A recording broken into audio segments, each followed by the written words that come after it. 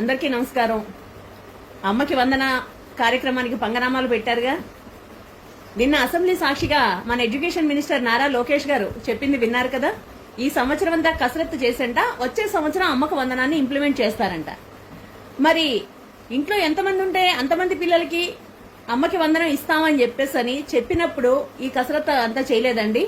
అంటే కసరత్తు చేయకుండానే ఎలా పడితే అలా హామీలు ఇచ్చేసి, మన రాష్ట్ర బడ్జెట్ ఏంటో కూడా తెలుసుకోకుండా హామీలు ఇచ్చేసి ప్రజల్ని మోసం చేశారు. మోసం చేయడం తెలుగుదేశం పార్టీకి పరిపాటే అండి. కాకపోతే అమాయకు ప్రజలు కదా పాపం, ఏదో మన పిల్లలు ఎంతమంది చదువుకుంటే అంతమంది పిల్లలకి ఇస్తారు కదా అని ఒక నమ్మకంతో మీ మీదేశారు. యథాప్రకారం తెలుగుదేశం పార్టీ ప్రజలను మోసం చేసింది. వచ్చే సంవత్సరం అమ్మకి వందనం ఇవ్వడానికి ఈ సంవత్సరం ఎందుకంటే జీవో ఇష్యూ చేశారు? అంటే ప్రజల్ని మభ్యపెట్టడమే కదా. ఇంట్లో ఇద్దరు పిల్లలు ఉంటే ఒక్కడికే అమ్మఒడి వస్తే ఇంకొకడు గేదెలు కాస్తాడా అని మన మహా అజ్ఞాని అనిత గారు చెప్పారు, సెలవిచ్చారు గత ప్రభుత్వ హయాంలో, ప్రభుత్వం వైసీపీ ప్రభుత్వం చెప్పినప్పుడు.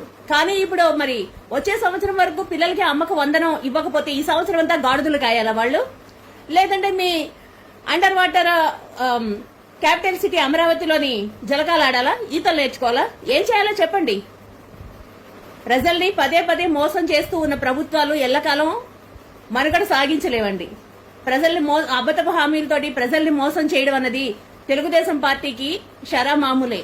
కాకపోతే మోసపోయిన ప్రజలు ఆలస్యంగా తెలుసుకుంటున్నారు ఇట్లాంటివన్నీ.